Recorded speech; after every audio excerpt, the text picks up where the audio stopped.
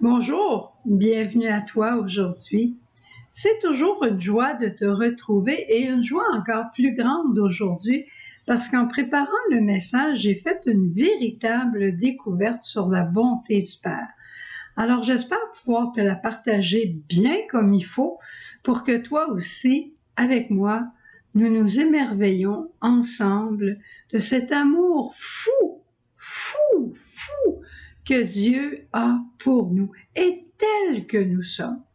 Et c'est à partir d'une parole que tu connais très bien, puis tu aurais souvent envie de sauter par-dessus. Tu connais l'histoire. On change de section dans l'évangile de Saint Matthieu. On vient d'avoir une section où Jésus faisait des guérisons. Il a fait 10 guérisons. Puis là, maintenant, au chapitre 13, on a des paraboles. Et demain, on va expliquer pourquoi on parle en parabole. Mais simplement pour nous dire que la parabole, c'est un moyen pédagogique pour nous faire comprendre quelque chose qui nous transcende, qui est plus grand que nous, mais à partir des choses qui sont à notre portée. Et ça nous donne à réfléchir et ça nous donne aussi à poser des questions.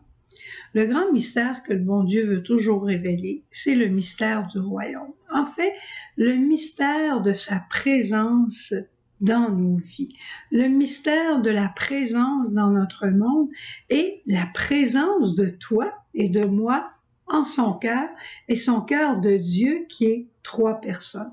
Donc, aujourd'hui, on a la parabole du semeur que tu connais et c'est là la surprise que j'ai découverte. Le semeur, c'est Dieu Père. Qu'est-ce qui sème? Il sème Jésus. Et Jésus vient et c'est lui qui va semer et ça va croître dans la puissance de l'Esprit Saint. Voilà. Des choses probablement que tu savais déjà bien comme il faut. Et on dit qu'il y a 4 sortes de terre. Et là, ça commence à être intéressant. Il y a le bord du chemin, il y a le terrain pierreux, il y a le terrain épineux et il y a la bonne terre. Et parfois, on se dit, moi, je suis de la bonne terre à 50%, à 60%. Non, moi, je suis pas un terrain rocailleux. Et c'est là qu'on va avoir la surprise. Écoute bien ça. Le semeur, as-tu déjà fait des semences? As-tu déjà fait des semis? As-tu déjà vu des gens de la campagne préparer les semences? Eh bien, moi, j'en ai vu. On commence à regarder son terrain quand il est encore plein, tout couvert de neige. On regarde son terrain, on regarde les catalogues, on discute avec les gens de la coop pour savoir qu'est-ce qu'on va semer cette année. Est-ce que ça sera la même chose? Est-ce qu'on va semer autre chose? Comment on va labourer le terrain? Quel engrais on va mettre? Il y a tout ça qui fait partie de la récolte. Et tout ça est pensé avant avec espérance, avec enthousiasme. Et voilà qu'à un moment donné arrive le jour J, qu'on dirait, le jour joyeux, où le semeur sort et il commence à semer. Et là, il va semer largement. La parole nous dit, le semeur sort pour semer et il sème largement. Et où est-ce qu'il va semer? Il va semer dans ton cœur, dans mon cœur. Et c'est dans notre cœur, depuis toute éternité, le bon Dieu pense à nous, hein, comme disait le Seigneur dans Jérémie au chapitre 1, depuis toujours j'ai pensé à toi, dès le sein maternel je t'ai appelé, je t'ai maintenu ma faveur. Je savais que tu ne serais pas parfait, mais j'avais confiance en toi. Et j'ai fait de toi ma flèche préférée. Je t'ai placé dans mon carquois. C'est un chasseur, là, quand il s'en va à la chasse, à l'arbalète, il y a une flèche qui est sa flèche préférée. Puis quand il la sort, celle-là, il fait attention parce qu'il sait qu'avec celle-là, il va atteindre le but. Alors, nous sommes cette terre tendrement aimée de Dieu. Mais dans notre cœur, c'est ici la merveille. Dans ton cœur à toi, en tout cas, je vais parler du mien, ça va être plus facile. Dans mon cœur, il y a des zones rocailleuses, il y a des zones épineuses, il y a des zones superficielles comme le bord du terrain, et il y a de la bonne terre.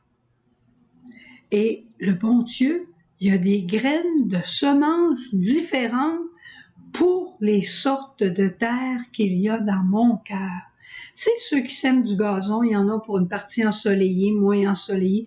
Ben, imagine-toi que le bon Dieu a des graines de semences, même pour la partie rocailleuse de mon cœur, même si dans mon cœur, il y a plein d'orgueil.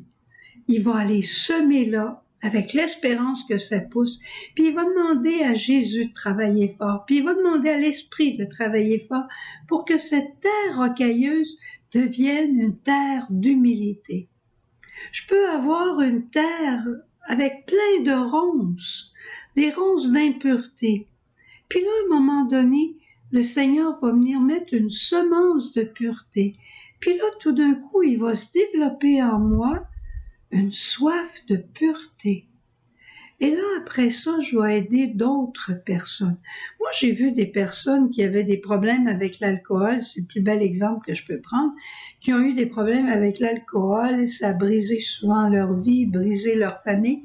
Voilà qu'un jour, ils ont reçu cette grâce de la sobriété et ils sont devenus des prédicateurs de sobriété et la grâce qu'ils ont eue a porté du fruit à 100 pour 1. Et c'est extraordinaire. C'est extraordinaire quand on y pense que Dieu, me connaissant comme il me connaît, je suis pas parfait au départ, puis je le serai jamais. Mais c'est Dieu qui va me rendre parfait. C'est quand Dieu aura pris pleine possession de tout mon être, quand il sera tout en moi, c'est alors que j'arriverai vers la sainteté, quand je serai rempli de Dieu. Mais toi comme moi, nous avons des zones pierreuses, des zones rocailleuses. Faut pas penser que c'est pour les autres ou qu'on est juste ça. On a ça, mais on a aussi de la bonne terre. Puis notre bonne terre, elle porte déjà du fruit. Puis la partie rocailleuse, elle va en porter. Alors, console-toi aussi pour tes enfants, pour tes proches. Tu dis, mais mon Dieu, il va-tu faire quelque chose de bon? Oui, parce que tu le confies au bon Dieu.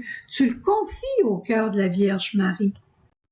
J'ai entendu une parole de sagesse aujourd'hui d'une jeune de 16-17 ans, une jeune du défi, qui disait se consacrer à Marie, consacrer les nôtres à Marie, c'est comme prendre un train. Quand on prend le train, on embarque et le train sait où on va, puis on y va directement. Eh bien, quand on se consacre à Marie, c'est qu'on veut arriver à un but très précis, à un endroit très précis qui est le cœur de Dieu, qui est la sainteté, et c'est Marie qui nous y conduit. Alors, demande à la Vierge Marie, hein, Dieu a tout semé dans son cœur. Demande-lui, elle aussi, d'accompagner le Seigneur pour le cœur de tes enfants. Redonne tes enfants souvent à la Vierge Marie. Redonne-toi toi-même. Redonnons notre monde à la Vierge Marie. Et demandons au Seigneur qu'il sème la paix, qu'il sème l'humilité, qu'il sème la douceur entre nous, qui sème la miséricorde, qui permet les recommencements. C'est pour ça que le pape s'en vient au Canada, pour un grand recommencement. Alors, ensemble, nous allons le prier. Allons à ses pieds. Au revoir, à demain. Jésus,